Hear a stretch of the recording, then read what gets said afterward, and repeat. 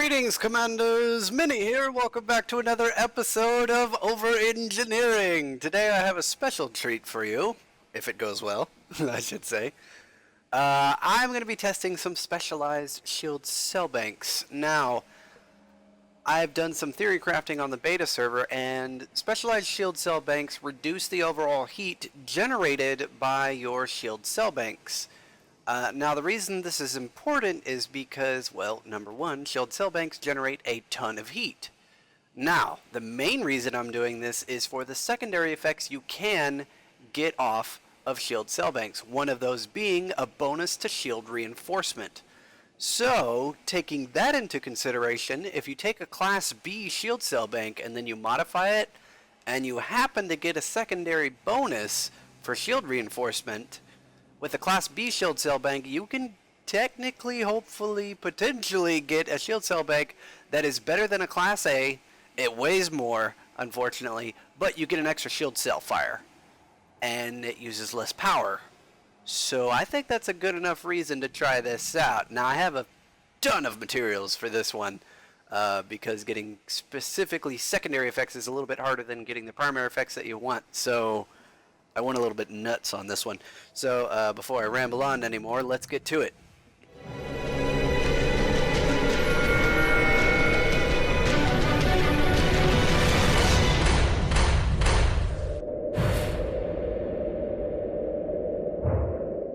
Okay, so we are at Lori Jameson's base. This is in the Shinrarder Desert system. You don't have access to this particular engineer until you've done a bunch of other bullshit. But anyway, moving on. Engineer's Workshop. She can actually modify shield cell banks to level 3. I'm going to start with the 7B because this is going to be going on the Annihilator. Now, your Class 1 takes specialized legacy firmware. I have 168 of these. As you see on the screen now, me and Commander Smoofy found a crashed satellite, and we did the whole trick where you are in the same instance, and then one of you scans it, the other person scans it, one of you moves out of range of the satellite and then logs out. Once you log back in, you move back into scanning range, you scan the satellite, and it resets it, so then you're able to get basically infinite data. Most people do this for cracked industrial firmware, but I knew that specialized legacy firmware was also used for specialized shield cell banks. Now, your grade 1 uses this, and so does the grade 2. The grade 3 uses cracked industrial firmware, which I am saving for something else. But otherwise, I'm going to be doing a grade 2 because the highest grade you can do is grade 3, and that's cool and all, but I'd rather just use a grade 2 because it uses specialized legacy firmware and conductive components. The conductive components I got off of blowing up basically sidewinders and haulers in an Anarchy Outbreak convoy beacon, as per usual for blowing up hauling ships. Otherwise, specialized legacy firmware you can get from small data point networks on settlements or crashed satellites, which drops quite a bit of it. So if you find some crashed satellites and you have a buddy, try that out. Otherwise, you can get specialized legacy firmware from scanning surface bases, which is, if you're going to do grade 3 and further reduce your thermal load, then you can get cracked industrial firmware from doing that. So good luck there, but I'm mainly concerned about the grade 2. Now, this does increase the power draw potentially, but I'm looking for that reduced thermal load and the secondary effects. So without any further ado, I have 168 rolls to do, so I'm going to mute my mic and we're going to do this. Hopefully I'll get some nice secondary effects for the Annihilator for some increased shield reinforcement. Hopefully this works. This is a theory. I don't know if it's going to work with the Class 2, but we'll find out.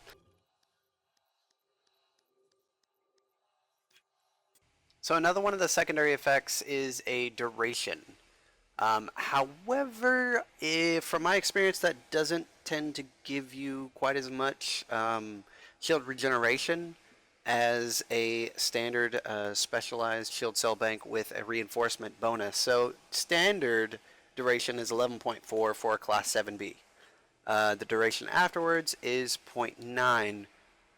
So based on the regeneration rate, you're only getting about, let's see, 4, 5, 6, 7, 8, 9, half a second more. It's just not worth it.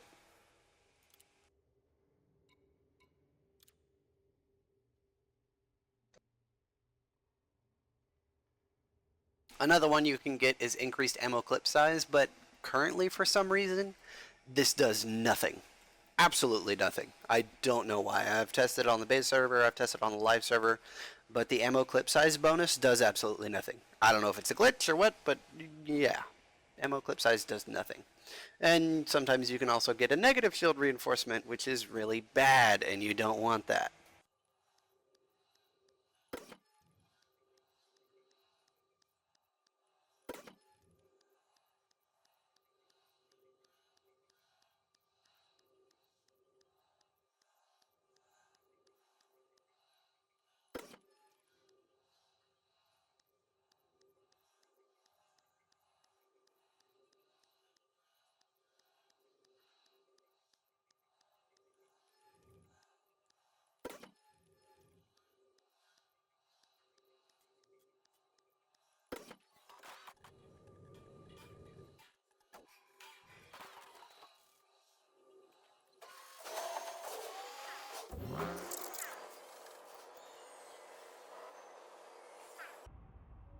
So remember how I said that secondary effect, if it gives you an extra shot and the clip doesn't do anything? If you look on the right side, 1, 1, 1, 1, 1, 1, 1, 1. Those are all shield cell banks.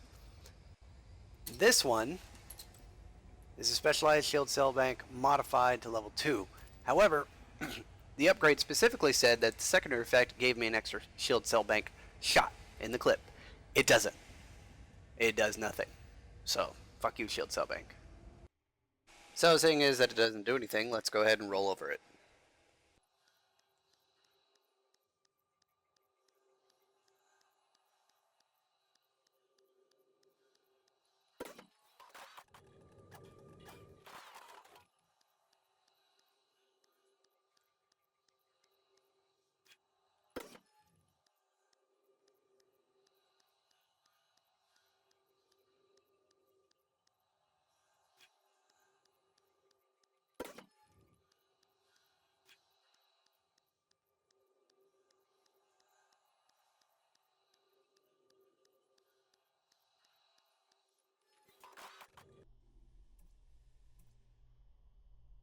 Well, it doesn't look like I was able to get to my other shield cell banks. That secondary effect is extremely rare. But let's compare a standard 6B shield cell bank, which gives 39 megajoules of shields per second over a duration of 8 seconds, generating 640 units of heat, to an upgraded one, 594, so slightly colder, and from 39 to 41. Not a big bonus, but it is a bonus.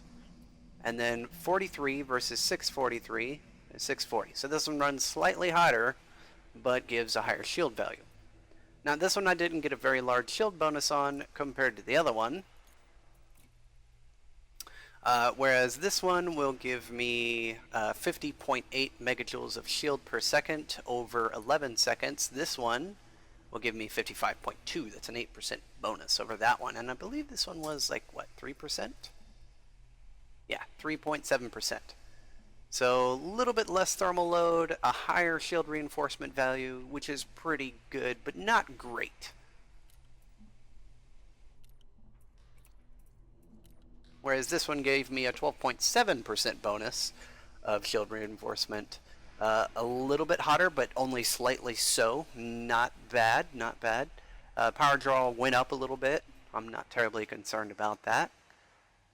But the mass went up, the shield reinforcement went up, so 55.2 is the number to beat with a grade 7A modified shield cell bank. So I'm going to head back to my base and throw these on the Annihilator and see what they come out to. I'll be right back. Which means I don't need these anymore. Until I get the materials again.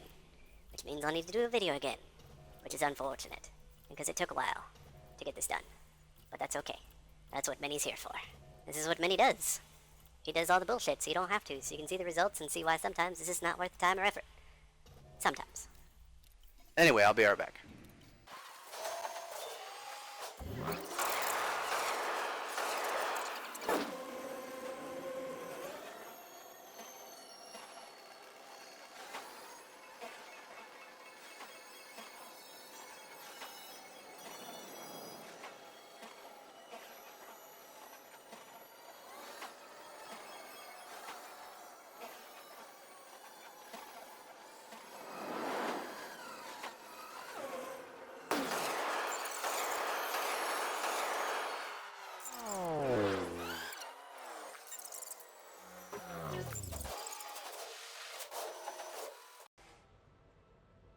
Okay, so currently on the Annihilator, I have also two 7A specialized shield cell banks upgraded to level 2. I had previously gotten the materials for this upgrade just by chance, so I figured I'd go at it. I only got like a 10% reduction of thermal load on this one, and like an 11% reduction of thermal load on this one. So you see the standard thermal load on a 7A shield cell bank is 720.